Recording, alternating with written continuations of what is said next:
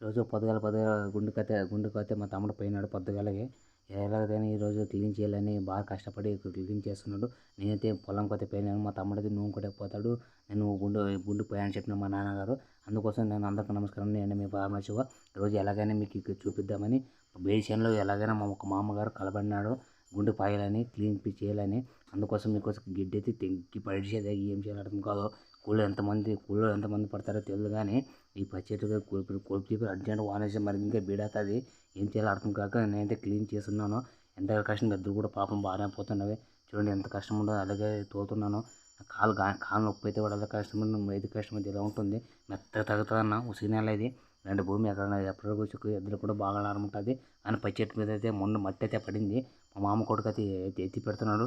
చెట్టు మీద పడితే మరీ ఇబ్బంది చేస్తాను గట్టి ఇరిగి పెడతాను అనమాట. చేసే పెట్టిన కష్టం పోతుంది. అందుకోసం ఎలాగైనా అయితే నిలబడేసి మనకు బాగుంటుంది.